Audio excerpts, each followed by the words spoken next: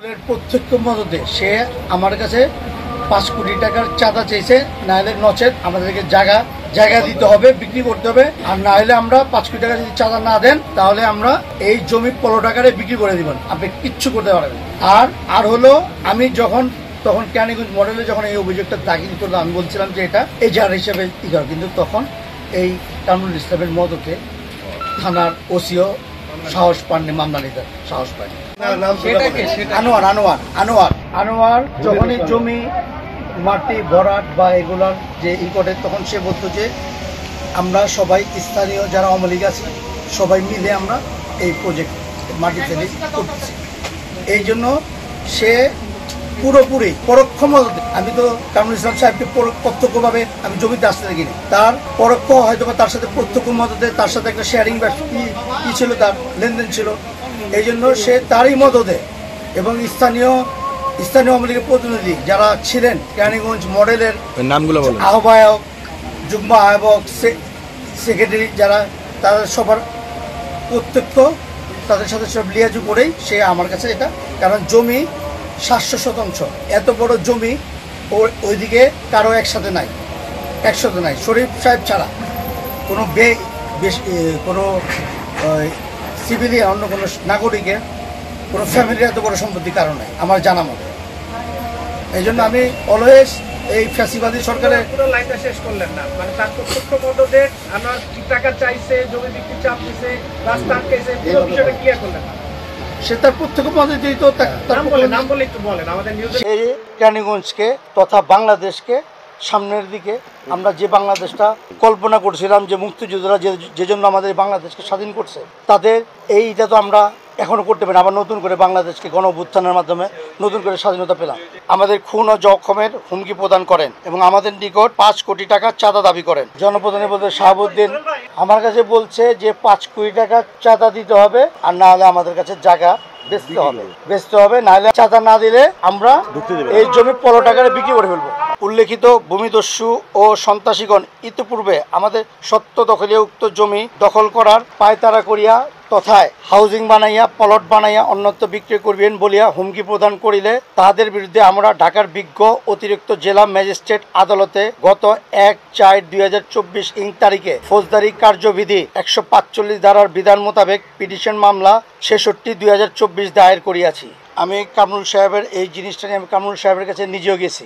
নিজে যাওয়ার পর উনি বলে যে আনোয়ারে ডাকি, আনোয়ারকে এসে ওর সাথে আলাপ করি। আমার কথা হলো যে আনোয়ার তো ভূমিদস্যু, সে যদি তার সাথে আমার বসতে হয়, আমি তো আমার এলাকার যে অভিভাবক সে কামরুল ইসলাম ছিলেন ওই সময়, তখন ফ্যাসিবাদী সরকারের, তাকে আমি জানাইছি, কিন্তু সে এটার কোনোই করে না। কিন্তু সে চাঁদা কিন্তু চাইছে রাসেল, সুজন, এরা নিজেরা আমাকে সে অনেকভাবে গালাগালি করছে। তারা আমার সামনে আমি আমার জায়গায় গেছি, আমার জায়গায় যখন আমি গেতাম আমি কিন্তু অনেক ভয়ে থাকতাম। তারপরে যে আমার বাবার পৈতৃক সম্পত্তি, আমার বাবা 1970 থেকে 73 পর্যন্ত এই সম্পত্তি কিনছে আমাদের নামে এবং তার নিজের নামে। এখন আমরা তো ভীতু ইদাল না, কারণ এই কেরানীগঞ্জ ছিল আমার মাটি, আমি কেন ভয় পাবো? তারপর আমি ভয় উপেক্ষা করে আমি আমার এখানে গেতাম। আমার মা আমাকে বারবার সতর্ক করতো যে তোর যদি কিছু হয়ে যায়, আমি বলছি না মা, তোমার দোয়া আছে, আর আমরা ভালো মানুষ, আমাদের কিছু করতে পারবে না ইনশাল্লাহ, এই সাহসে আমি গেতাম। তাই আমার গাড়ি নিয়ে আমাকে ঢুকতে দিত, আমি গাড়ি রেখে হেঁটে যেতাম। আমার অনেক সময় গাড়ি যেতে দিত আমাকে। কালকেও আমাকে রাসেলের কার্ড দিয়ে দেখায় বলে যে ওকে ফোন করতে হবে। তখন আমরা সাথে আমার মামা, সম্মানিত সাংবাদিক সাহেব, প্রথম আলোর রতন মামা উপস্থিত ছিলেন, রতন মামা এই জিনিসটা অবগত। তখন আমি গেলাম, যাওয়ার পর তাদের কর্মচারী মোহাম্মদ ফারুক, যার বাড়ি অমৃতপুর, জবেদ আলী সন্তান, সে আমাকে বলে আগে আমি যুবলীগ করছি, এখন আমি করি যুবদল, আমাদের কিছু হবে না, এই বলে সে আমাকে শাসায়।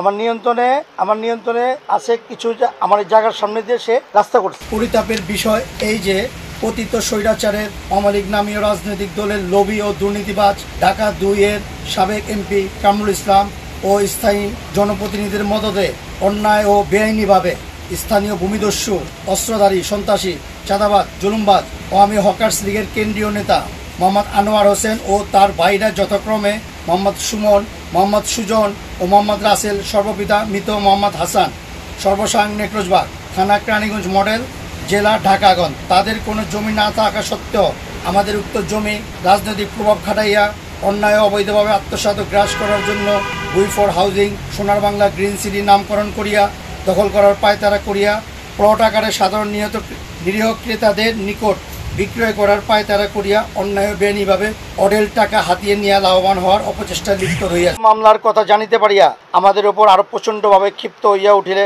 উক্ত বিমিদস্যু সন্ত্রাসীর বিরুদ্ধে ঢাকা জেলা কেরানীগঞ্জ মডেল থানায় গত 5/4/2024 তারিখে এক লিখিত অভিযোগ দায়ের, যার নম্বর 2139 তারিখ 5/4/2024। উক্ত সন্ত্রাসী ও ভূমিদস্যুগণ এতই হারমায়িত ও উগ্র প্রকৃতির লোক যে তাহারা আমাদের সত্য দখলীয় উক্ত জমি দখল করিয়া তথা বালু মাটি দ্বারা ভরাট করিয়া বেআইনি হাউজিং সোনার বাংলা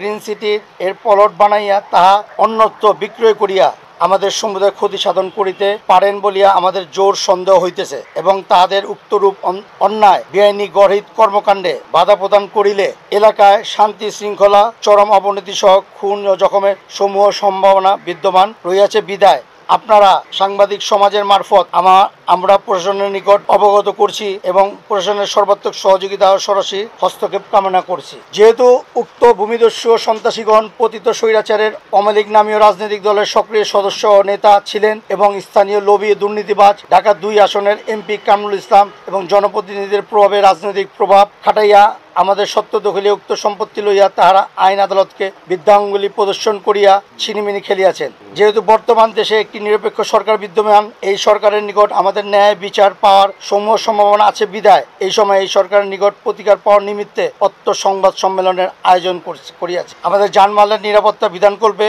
ভূমিদস্যুদের কবল হইতে সরকার আমাদের সর্বাত্মক সহযোগিতা করিবেন বলিয়া আমরা মনে করি ও বিশ্বাস রাখি। সকল সাংবাদিক ভাইকে আমার এবং আমার ফ্যামিলি এবং আমার ভাইয়ের পক্ষ থেকে ধন্যবাদ। আসসালামু আলাইকুম।